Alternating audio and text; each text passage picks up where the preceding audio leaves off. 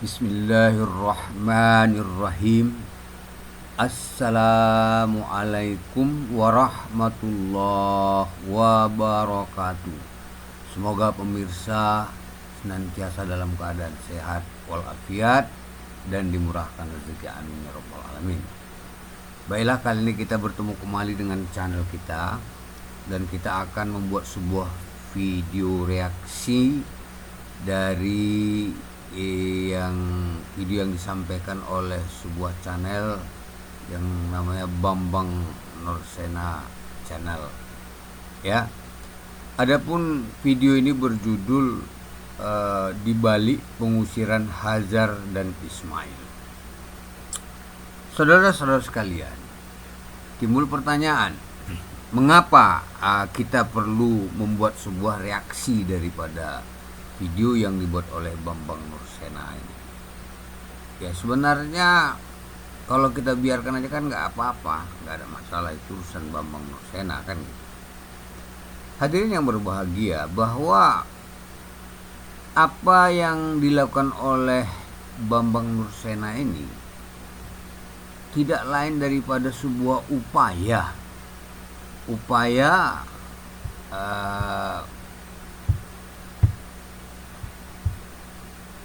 yang dilakukan oleh orang-orang kafir yang tidak menginginkan perkembangan Islam kukuh, kuat, dan bersih. Nah, sebaliknya, justru mereka menginginkan agar Islam itu menjadi lemah,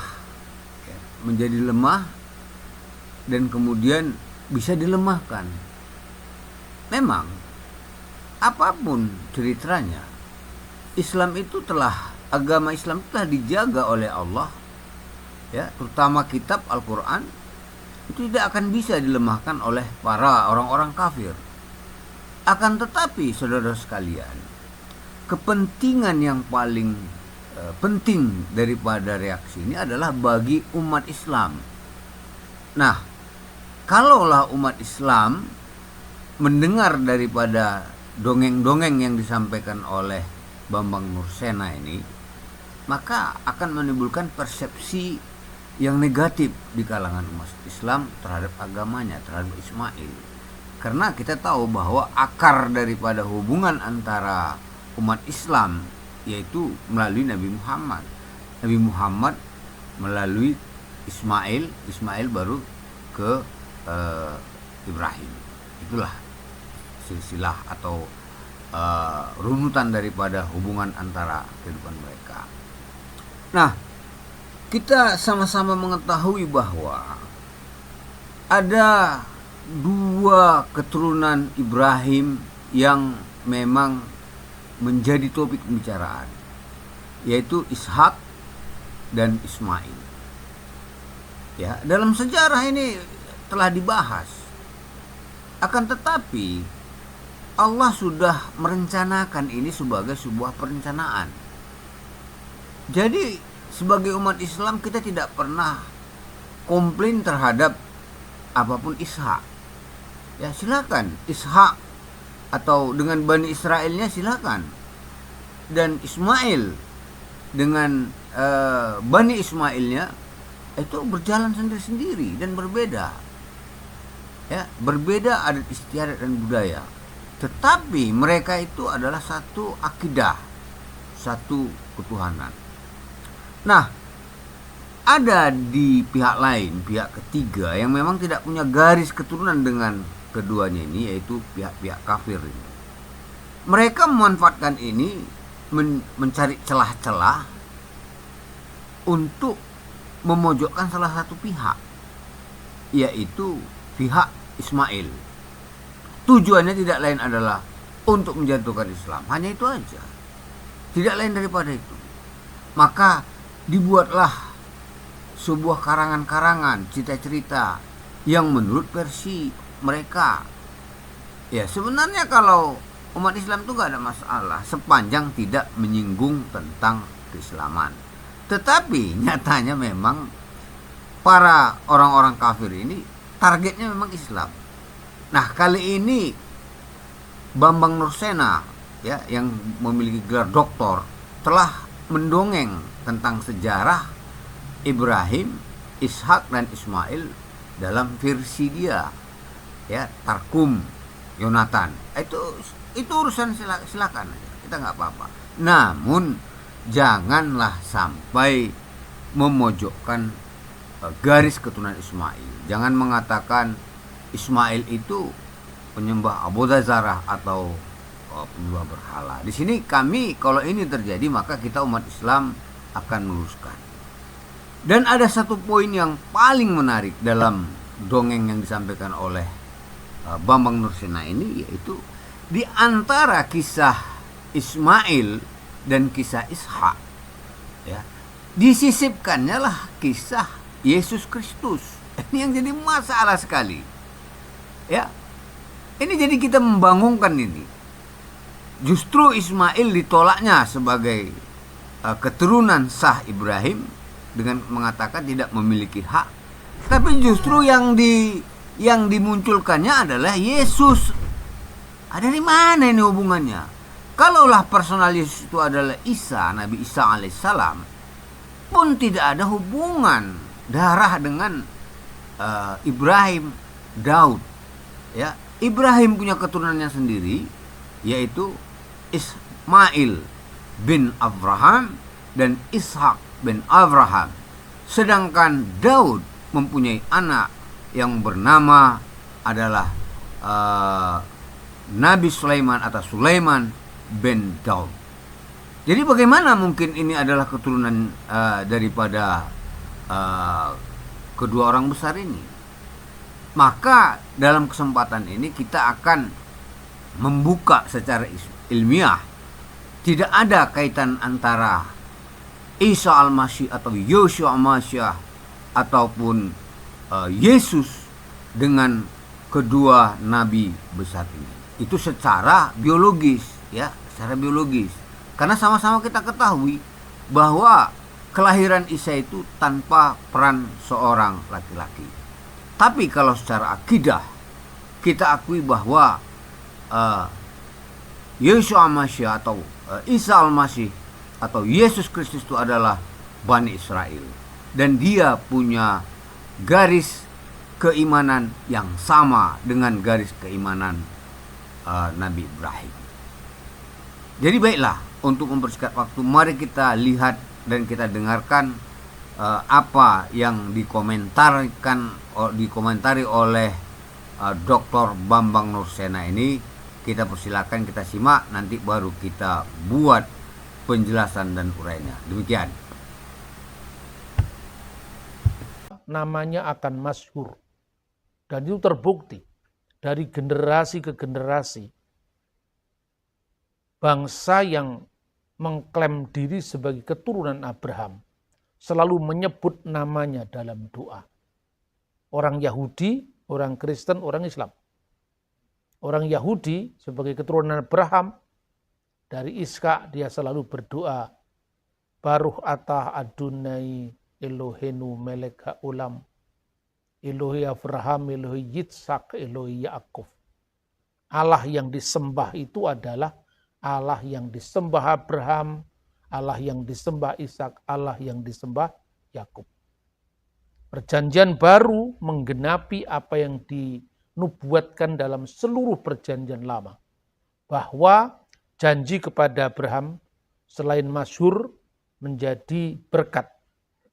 Yang memberkati dia akan diberkati, yang mengutuk dia akan dikutuk, dan olehmu semua kaum di muka bumi mendapatkan berkat. Inilah yang disebut the messianic blessing, berkat Mesias, keselamatan bagi seluruh umat manusia. Dan ketika Yesus menggenapi itu, maka ayat Alkitab pun juga diawali dengan menyebut penggenapan sebagai putra Abraham. Sefer Toledot Yesua Hamasiah ben David ben Abraham. Inilah silsilah Yesus Kristus, anak Daud, anak Abraham.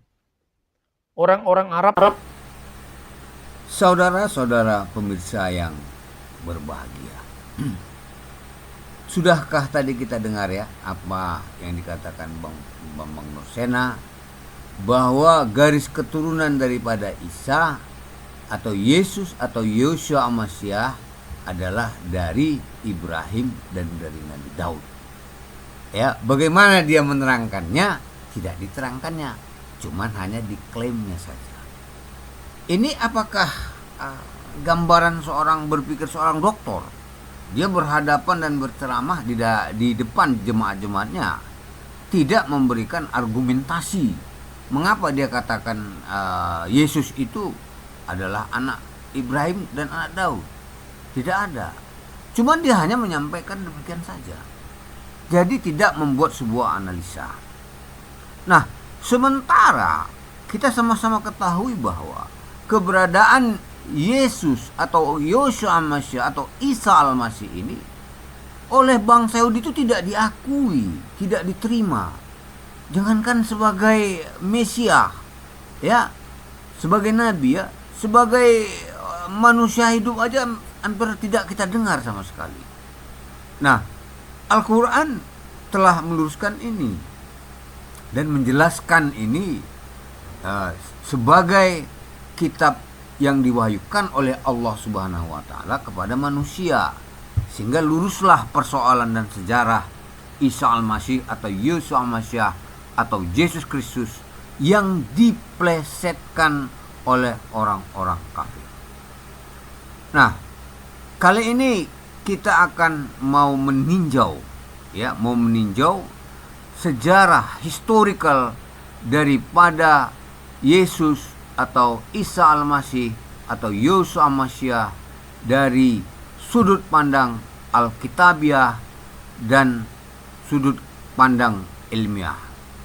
Bapak-bapak hadirin pemirsa yang saya hormati, mari kita lihat sebuah pengantar dari ayat Al-Quran, ya, dalam surah Maryam ayat 21. Bismillahirrahmanirrahim. Qala kadzalika qala rabbuki wa alayya hayyinu walinazu'alahu ayatan linnas wa rahmatan minna wa kana amra ma'diyan. Allah berkata, dia atau Jibril berkata, demikianlah Tuhanmu berfirman. Ini ketika Maryam ditemui oleh Jibril, ya, ketika dia melakukan mihrab di mihrabnya, ya. Ketika itu malaikat muncul di depannya dalam gambaran manusia, dalam bentuk manusia, seorang laki-laki. Nah, kemudian Jibril berkata kepada Maryam di ayat-ayat sebelumnya, engkau akan mengandung seorang anak laki-laki yang kelak akan menjadi seorang nabi dan rasul. Bagaimana aku akan mengandung, kata Maryam kepada malaikat. Sedangkan aku tidak mengenal laki-laki, apalagi disentuh. Maka Jibril berkata, ya, qala kadzalika qala rabbuki wa alayya hayyinu walinaz'alahu ayyatal linnas wa rahmatan minna wa kana amra ma'diyan. Demikianlah Tuhanmu berfirman, hal itu sangat mudah bagiku, kata Jibril, agar kami menjadikan sebagian tanda kebesaranku, kata Allah, bagi manusia dan rahmat dari kami. Hal itu adalah suatu urusan yang sudah ditetapkan. Di dalam ayat 22, ya, dikatakan juga, fahamalathu fantabazat bihi makanan khasyan. Maka setelah itu Maryam mengandung, lalu mengasingkan diri bersama ke tempat yang jauh. Jadi dari sini adalah proses, bahwa Maryam itu mengandung tanpa hubungan laki-laki. Ya, tanpa hubungan laki-laki. Di sini salah satu dalil yang mengatakan bahwa Maryam itu waktu mengandung atau menghamilkan Isa atau Yeshua Masya atau Yesus itu tidak ada peran serta daripada laki-laki. Tapi ini adalah satu proses rahmat dari Allah, dan ini sebuah pelajaran, ini sebuah ilmu. Rahmat itu ilmu. Nah dengan demikian bisalah kita katakan bahwa apa yang dikatakan Bambang Nursena, ya, Bambang Nursena tadi, bahwa Yesus itu atau Isa Al-Masih atau Yusuf Al-Masih adalah bin Abraham bin Daud. Saya rasa ini penipuan, ya, pembohongan seorang dokter, ya. Seorang dokter mau mengatakan seperti ini, bagaimana? Pak Bambang Nursena, saya rasa Anda punya ilmu lah, ya. Anda punya anak, ya. Anak namanya si X, laki-laki katakan dulu atau perempuan. Maka si X ini bisa menyebutkan adalah, atau katakanlah Uncu lah, ya. Uncu ben Bambang Nursena. Itu baru sah, karena itu adalah bibit Pak Bambang Nursena. Tapi jika ada keturunan orang lain, keturunan orang mengatakan Bedut ben Bambang Nursena, Pak Bambang Nursena pasti tidak bisa menerima itu, pasti marah. Nah, itu tidak menerima lah, itu bukan anakku, kata Pak Bambang Nursena. Jadi demikian juga yang kita sampaikan, Pak Bambang. Kalau Pak Bambang mau mengatakan Yesus atau Isa atau Masyiah itu adalah anak Daud atau anak Ibrahim, maka batalkan ayat yang ada di dalam Bible Bapak itu. Ya, batalkan itu. Itu dibatalkan itu. Dan Bapak harus mengatakan bahwa Yesus adalah bin Abraham bin Daud. Biar Bapak dilempari orang, biar Bapak dicemoohi orang. Inilah satu pembodohan. Ini sebenarnya bukan bodoh, tapi pembodohan untuk orang-orang yang mau dibodohinya. Tapi kalau kita tidak mau seperti itu, saudara-saudara sekalian, dari kelahiran Isa atau Yesus atau Yeshua Masyiah yang tidak memiliki bapak ini sebenarnya juga menimbulkan persoalan-persoalan di kalangan orang-orang kafir. Ada yang mengatakan dia anak Tuhan. Kenapa dikatakan anak Tuhan? Karena ditanya siapa bapaknya. Kita ingatlah, ya, ketika orang-orang kafir melakukan konsili yang pertama di Nikea. Orang ini hanya membicarakan dua masalah. Pertama yaitu pendapat Athanasius yang mengatakan Yesus atau Yeshua Masyiah itu dilahirkan. Kemudian ada pendapat yang mengatakan, ya, ini misalnya dari Arianus, ya, Yesus itu tidak seperti itu, dia diciptakan oleh Allah dan tidak setara dengan Allah. Tahu ini akibatnya? Untuk menentukan dia dilahirkan dan tidak dilahirkan ini aja pun timbul persoalan di kalangan orang kafir. Maka pada waktu itu Arius itu jadi korban, dan sekarang yang pemenangnya adalah Athanasius. Karena apa? Karena dia didukung oleh pada raja penguasa saat itu, Raja Romawi, yaitu Konstantinopel Agung, yang agung katanya. Nah, itulah yang menimbulkan awal pertama. Nah, kali ini kita akan membuka masalah, saudara-saudara sekalian. Apakah ada kelahiran yang di luar pada hubungan suami istri? Ya, mari kita lihat, ya, saudara-saudara sekalian, ya, mari kita lihat dalam cuplikan video berikut ini.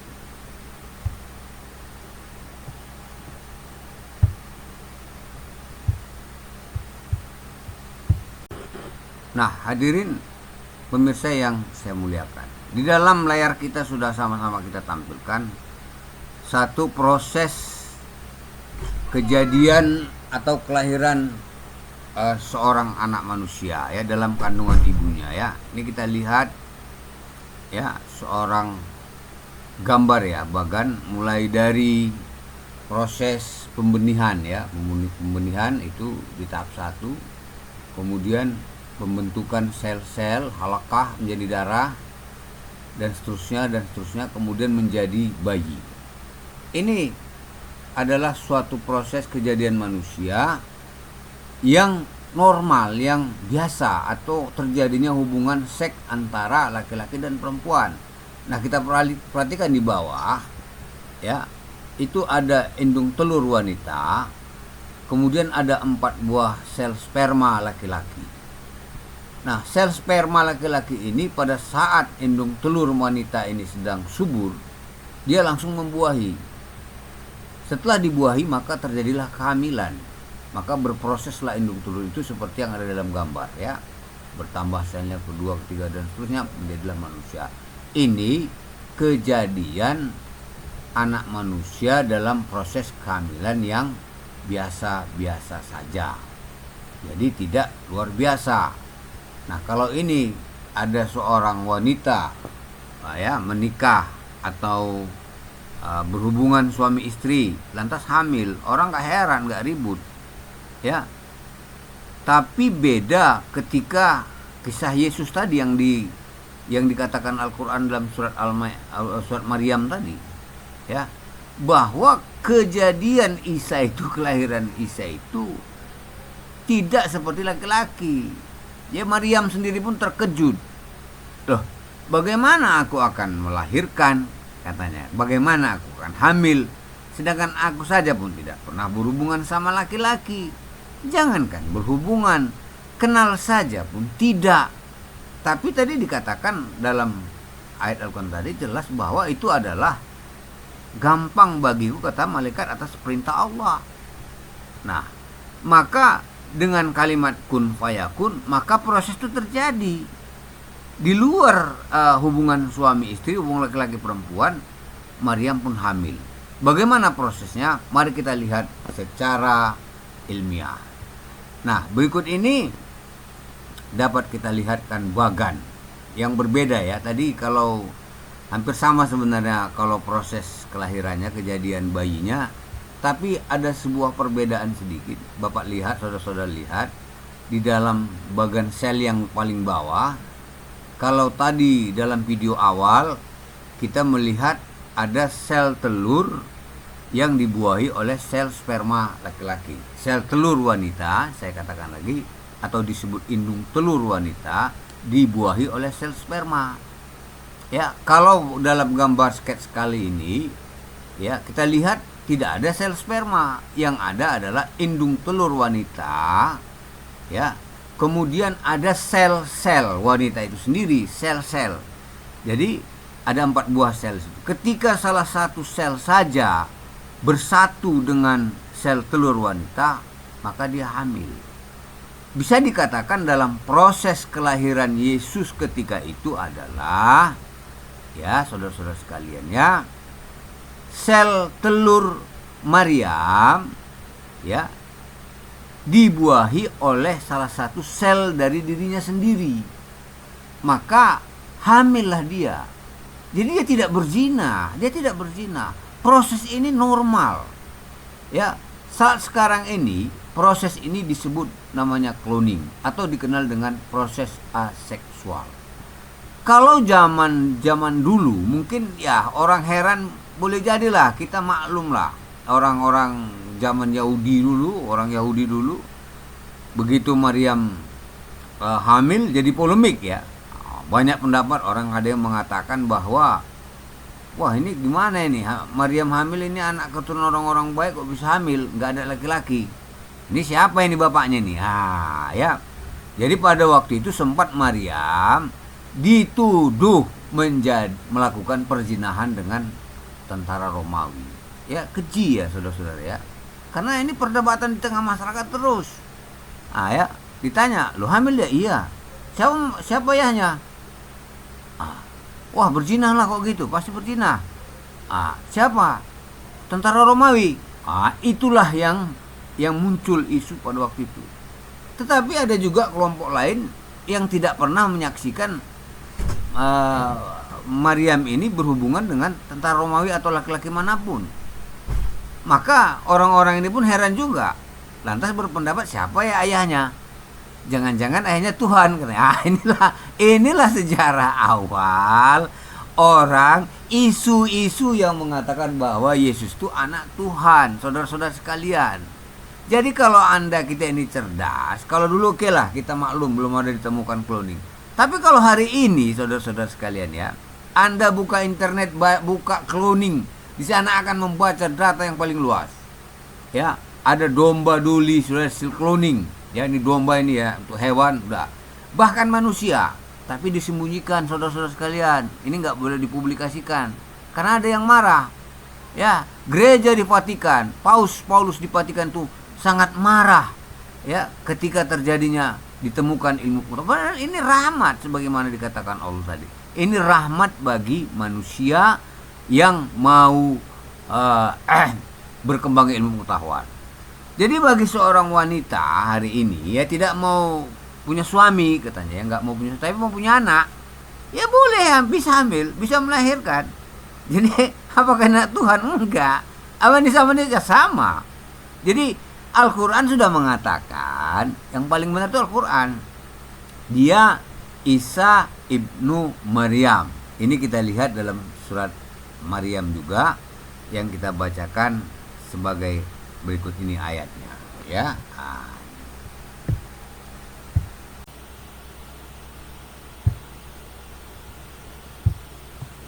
Bismillahirrahmanirrahim.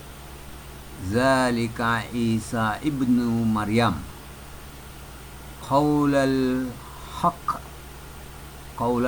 alladzi fihi yamtarun. Itulah hakikat Isa putra Maryam. Jelas ya? Itulah hakikat Isa putra Maryam atau Isa anak Maryam. Perkataan benar yang mereka ragukan. Ini ya dalam surat Maryam ayat 34. Saudara-saudara yang saya hormati dan yang saya muliakan, inilah fakta sejarah yang disampaikan oleh Bambang Nursena tadi. Jadi sebenarnya kalau ini untuk kalangan sendiri gak ada masalah bagi kita. Tapi ketika ini menjadi konsumsi publik, Anda jangan kecewa kalau dikritik. Karena pembodohan seperti ini tidak bisa dibiarkan, saudara-saudara sekalian. Ini sangat merugikan manusia, bukan merugikan manusia dirugikannya. Ya. Jika Bambang Nursena menonton video ini, ya, Anda silakan buat reaksi atau kritik balik saya. Anda buktikan bahwasanya memang Yesus atau Yusuf Al-Masih atau Isa Al-Masih itu adalah Ben Abraham, Ben Daud. Biar saya mau tahu apa dalil dan argumentasinya. Kalau yang Anda tunjukkan kitab-kitab bodong seperti itu, wah gawat nih dunia ini. Itu kacau, saudara-saudara. Kalau Anda bawakan nih ke Bani Israel, waduh, Anda akan diketawai.